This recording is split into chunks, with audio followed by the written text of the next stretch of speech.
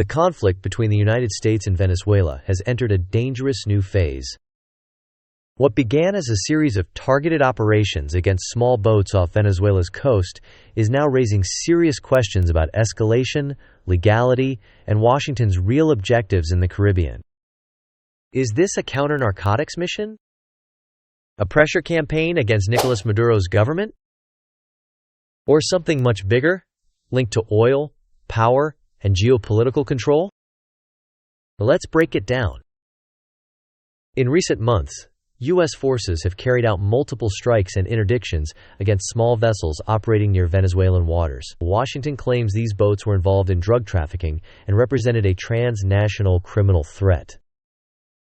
According to U.S. officials, these operations fall under an expanded security mandate aimed at disrupting drug routes before narcotics reach North America. But Venezuela strongly disputes this narrative. Caracas insists that several of the targeted boats were civilian vessels, not cartel operations, and accuses the United States of conducting unlawful military actions in international and regional waters. What makes this situation especially serious is that these were not arrests or seizures alone, but lethal attacks. As images and reports emerged, criticism grew rapidly, not just in Latin America, but inside the United States itself. Legal experts began asking a fundamental question.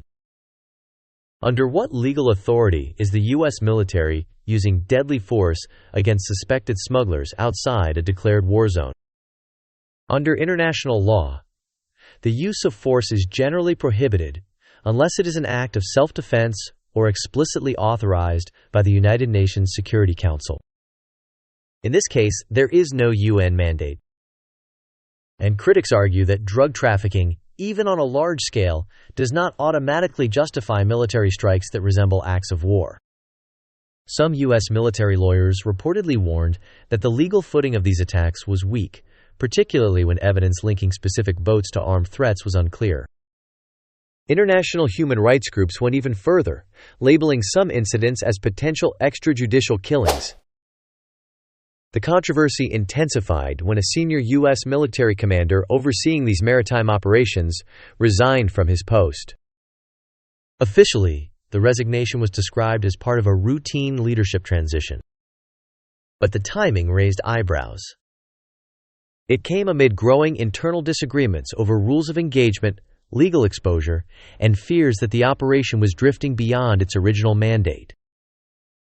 At the same time, U.S. military activity in the region has expanded noticeably. Warships and surveillance assets have increased their presence in the Caribbean, while U.S. forces have conducted exercises that look less like policing actions and more like preparations for broader conflict. Venezuela has responded by placing its own military on heightened alert, conducting air and naval patrols, and accusing Washington of preparing attacks on land targets. So the question becomes unavoidable. If this is only about drug trafficking, why the escalation? To understand that, we need to look beyond boats and patrols and toward oil. Venezuela holds the largest proven oil reserves in the world. Although years of sanctions and mismanagement have crippled production, Venezuelan oil remains strategically significant, especially in a world shaped by energy insecurity and geopolitical rivalry. Recently, the United States seized a tanker carrying Venezuelan oil, citing sanctions enforcement. Venezuela and its allies, including Cuba, called the seizure outright piracy. From Caracas' perspective, this isn't about law enforcement. It's about economic strangulation. Critics argue that maritime operations, sanctions, and military pressure form part of a broader strategy: weaken the Venezuelan state, isolate its leadership, and maintain leverage over future energy flows. Washington denies that regime change is the objective. But history makes many skeptical. The U.S. has openly supported opposition movements in Venezuela for years, and previously recognized an alternative government. Seen through that lens, the current campaign looks less like a narrow anti-drug mission and more like sustained coercion. International reactions have been sharp. Several countries have condemned U.S. actions as violations of sovereignty. Others have expressed concern that unilateral military force is becoming normalized under the banner of counter-narcotics or counter-terrorism. Even among U.S. allies, there is discomfort. Some governments have quietly reduced intelligence cooperation, wary of being linked to operations that could breach international law. Inside the United States, lawmakers are divided.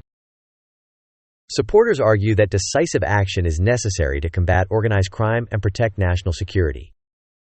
Opponents warn that bypassing legal safeguards risks setting a precedent, one that other powers could later exploit. Because this story is not just about Venezuela.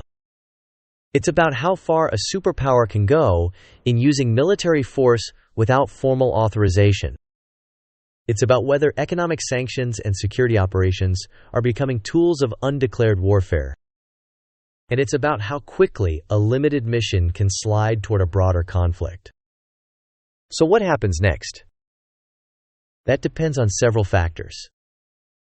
Whether the U.S. expands operations to land targets. Whether international pressure forces restraint. And whether diplomacy re-enters the picture or continues to be sidelined. For now, tensions remain high, and the line between law enforcement and war has rarely looked so thin. What do you think is really driving U.S. actions against Venezuela? Counter-narcotics? Regime pressure? Oil? Or all three? Let us know in the comments. This is the World Brief. Thanks for watching.